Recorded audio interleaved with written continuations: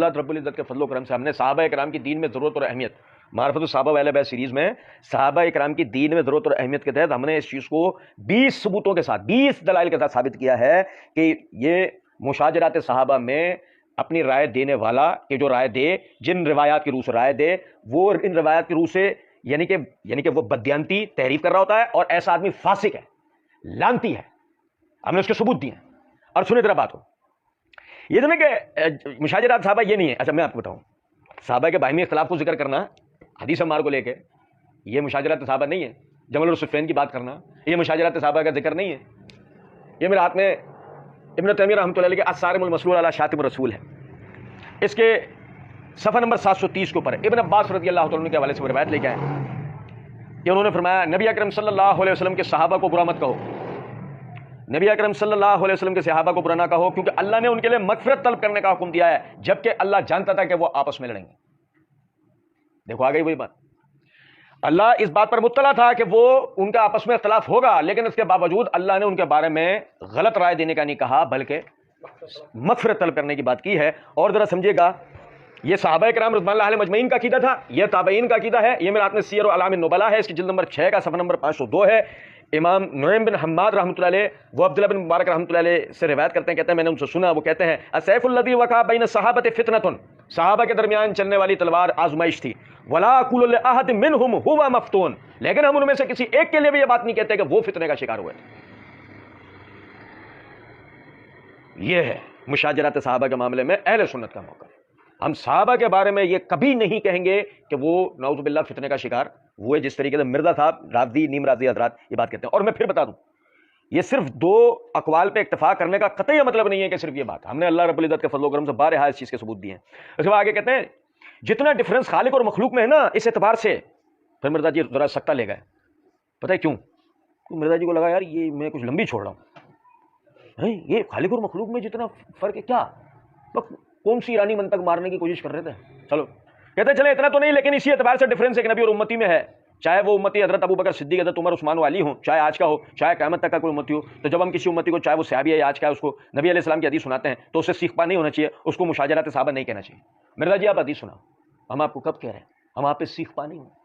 ہم بتائیں گے آپ کو سیخ میں کب پہ روئیں گے، وہ ہم بتائیں گے آپ کو ہم سیخ میں کب پہ روئیں گے، آپ کو ہم سیخ پا نہیں ہوں گے آپ پر۔ سمجھے ذرا اس بات کو، آپ جب حدیث سناتے رہیں گے نا، ہمیں کوئی مسئلہ نہیں، کیونکہ آپ ہمارے اسلاف سے وہ حدیثیں بیان کر رہے ہوتے ہیں۔ ہم کبھی ان پہ سیکھ پا ہوئے نہیں، بالکل نہیں، کیونکہ وہ آپ کی طرح رافضی معنی مفہوم بیان نہیں کرتے، اس کے امپورٹڈ معنی مفہوم نہیں سمجھے۔ اچھا میں بتاؤں آپ کو، ہم آپ کو سیکھ میں پرونا کیوں چاہتے ہیں، میں بتاؤں آپ کو۔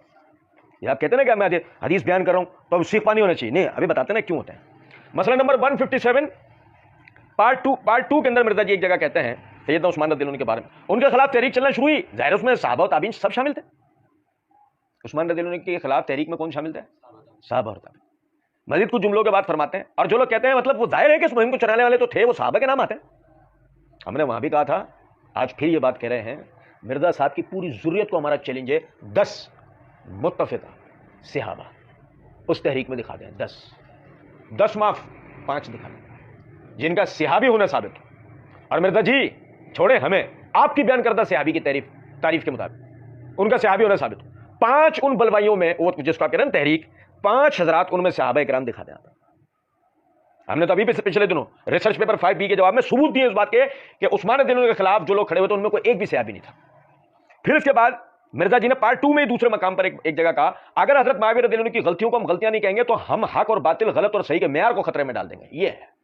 تو مرزا جی کہہ رہے ہیں نا، ہم حدیث سناتے ہیں انہیں سیکھ پا نہیں ہونا چاہیے۔ اب مرزا جی سمجھے ذرا اس بات کو، تم اپنا منہ بیچنے جاؤ گے نا تو اس کے بدلے ایک ٹوٹا ہوا لوٹا بھی نہیں ملے گا، اور تم کہہ رہے ہو کہ ہم اگر معاویہ رضی اللہ عنہ کی غلطی کو غلطیاں نہیں کہیں گے تو حق اور باطل کے معیار کو خطرے میں ڈال دیں گے۔ کوئی تم سے پوچھے تمہارے حق اور باطل کا معیار ہے کیا؟ کیونکہ مسلمانوں کے نزدیک حق اور باطل کا معیار تو صرف ایک ہے، اللہ کا قرآن، محمد صلی اللہ علیہ وسلم کا فرمان،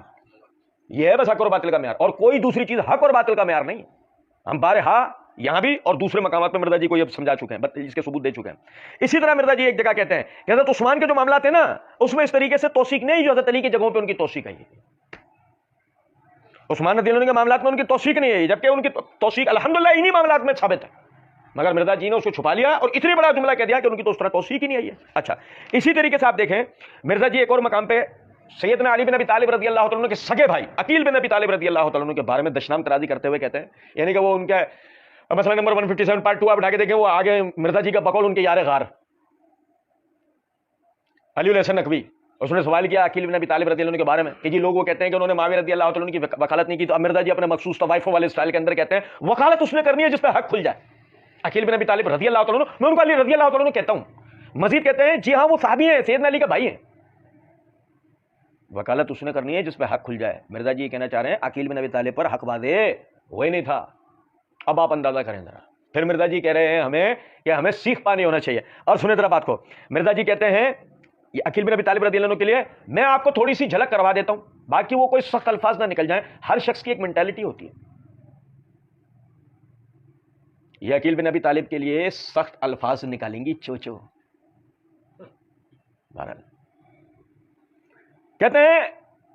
جس کی قسمت میں لکھا ہوگا نا جی وکالت وہ کرے گا، اور مزید کچھ جملوں کے بعد کہتے ہیں وکالت اس نے کرنی ہے جس پہ حق کھل جائے۔ عقیل بن ابی طالب کی قسمت میں اپنے بھائی علی کی وکالت نہیں تھی،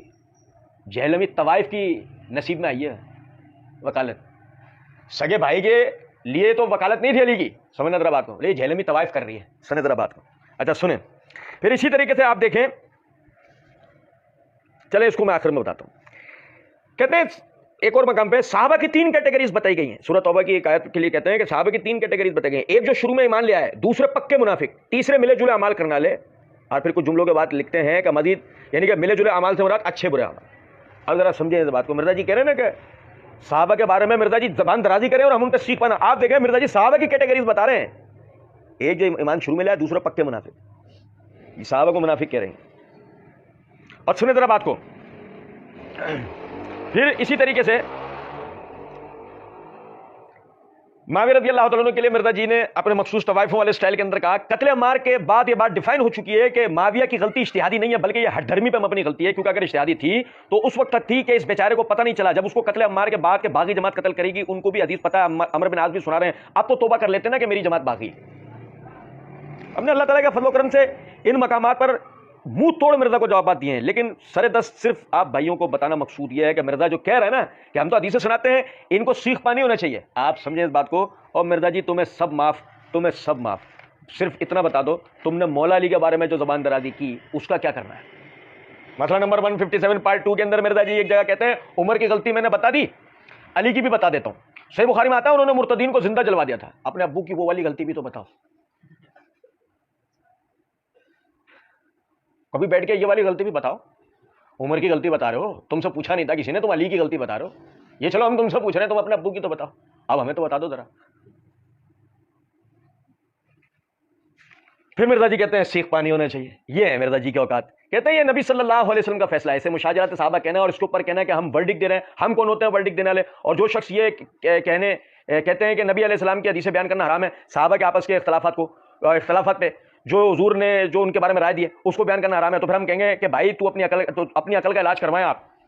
مرزا جی ہمیں چھوڑیں، ہم تو کیا اپنی عقل کا علاج کروائیں، آپ سے صرف اتنا پوچھنا ہے مرزا جی کی پوری ضروریت سے ہمارا سوال ہے، یہ بتا دو اسلاف امت نے مشاجرات صحابہ کے والے سے وہ آدمی جو دلائل سے واقف نہیں ہے، حقیقت حال سے واقف نہیں ہے، اسے خاموش رہنے کا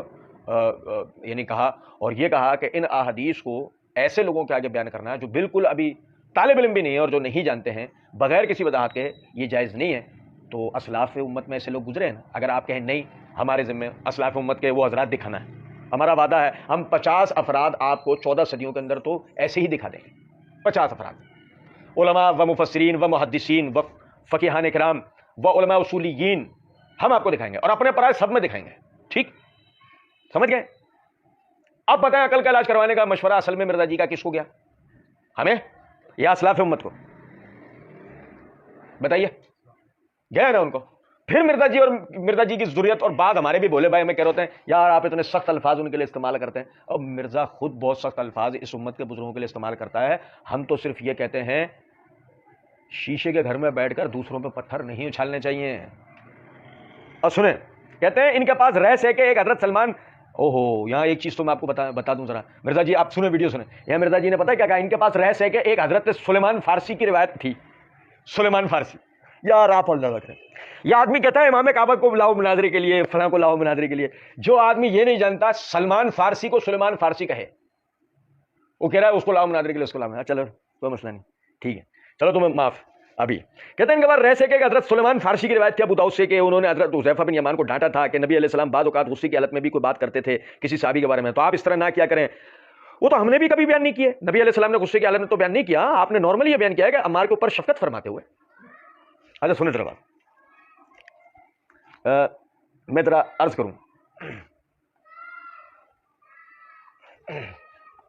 دیکھیں ہماری نظر میں، ہماری ناقص تحقیق میں یہ روایت ثابت نہیں ابو داؤد والی ہے،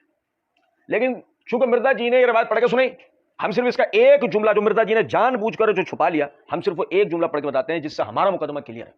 اور وہ مرزا جی کی پوری قبر کھود کے رہے گا۔ یہ میرے ہاتھ میں ابو داؤد ہے، اس کی جلد نمبر 3 کا صفحہ نمبر 509 ہے، کتاب السنہ ہے، باب امام ابو داؤد نے قائم کیا، باب فی النہی عن سب اصحاب رسول اللہ صلی اللہ علیہ وسلم، نبی اکرم صلی اللہ علیہ وسلم کے اصحاب کو برا کہنے کی ممانعت کا بیان۔ اس کے تحت حدیث نمبر 1 ہمارے نسخے کے مطابق، یعنی جلد نمبر 3 کے مطابق حدیث نمبر 1234 ہے، اس میں یہ جملہ جو مرزا جی پی گئے کہ یہ جو حذیفہ بن الیمان رضی اللہ تعالیٰ عنہ نے جملہ کہا نا سلمان فارسی رضی اللہ عنہ کو، وہ کیا کہا ہے؟ تم صحابہ کرام رضوان اللہ علیہم اجمعین کے بارے میں بات کرنے سے باز نہیں آؤ گے جب تک کہ تم کچھ لوگوں کے دل میں محبت اور کچھ لوگوں کے دلوں میں ان کے لیے نفرتیں نہ ڈال دو، یا جب تک کہ لوگوں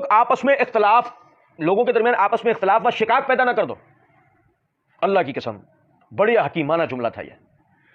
مشاجرات صحابہ کا بیان، صحابہ کے باہمی اختلافات کا بیان کرنے والے کا مقصد صرف اور صرف ایک ہوتا ہے کہ وہ لوگوں کے دلوں میں صحابہ کے لیے نفرت ڈالنا چاہتا ہے اور لوگوں میں آپس میں افتراق و انتشار کرنا چاہتا ہے۔ ابھی پچھلے دنوں مرزا جی نے، کیا بھی کل پرسوں مرزا جی نے نیو ٹی وی کے اوپر جو نا ہمارے شیخ ابو بکر قدوسی وغیرہ کا سامنا کرتے ہوئے نا وہ بات کی کہ جی یعنی کہ فرقہ واریت، جو فرقہ واریت کا کہ ہم تو فرقہ واریت کو ختم کرنے والے ہیں، ہم فرقہ واریت کو ختم کرنے، اور مرزا جی جو حدیث تم نے پڑھ کے سنائی وہی بتاتی ہے تم فرقہ واریت پیدا کرنے کے لیے بٹھائے گئے کہ یہ ذکر کرنے والے کے لیے حذیفہ بن الیمان رضی اللہ تعالیٰ عنہ کہتے ہیں کہ یہ آدمی ہے ہی وہ جو چاہتا یہ ہے کہ صحابہ کرام رضوان اللہ علیہم اجمعین کے لیے دلوں میں نفرت آ جائے اور لوگوں میں باہمی تفرقہ بازی اور شقاق کا معاملہ پیدا ہو جائے۔ اچھا جی، پھر اس کے بعد دیکھیں